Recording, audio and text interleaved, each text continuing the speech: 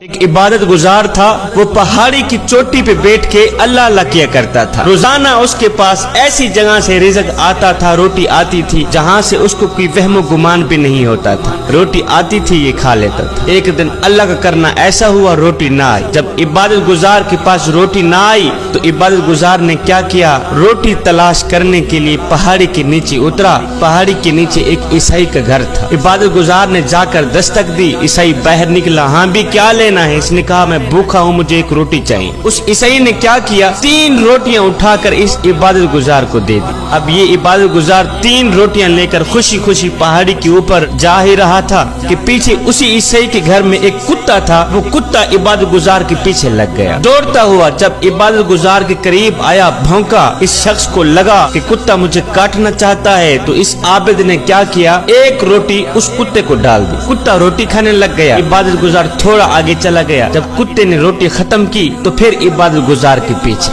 اس کے جیسے ہی قریب گیا، بھونکا۔ اس کو لگا کتا مجھے کاٹنا چاہتا ہے، تو عبادت گزار نے دوسری روٹی بھی کتے کو ہی ڈال دی۔ کتا روٹی کھانے لگ گیا، عبادت گزار تھوڑا آگے چلا گیا۔ دوسری روٹی جب کتے نے کھائی تو پھر عبادت گزار کے پیچھے اس کے قریب گیا، بھونکا۔ اس کو لگا کتا مجھے پھر سے کاٹنا چاہتا ہے، تو عبادت گزار نے تیسری روٹی بھی کتے کو ہی ڈال دی۔ تیسری روٹی بھی کتے کو ہی ڈال دی۔ جب کتے نے تیسری روٹی ختم کی، پھر عبادت گزار کو بھونکنے لگا، کاٹنے لگا۔ جب تیسری مرتبہ بھی کاٹنے لگا تو عبادت گزار نے کہا، کتے تھوڑی سی تو شرم کر، تیرے مالک کے گھر سے مجھے 3 روٹیاں ملی تھی، میں نے تینوں کی تینوں تجھے ڈال دی، اس کے باوجود بھی تو مجھے کاٹنا چاہتا ہے، اور تجھے شرم نہیں آتی، حیا نہیں آتی۔ اس کتے کو میرے اللہ نے بولنے کی طاقت دی۔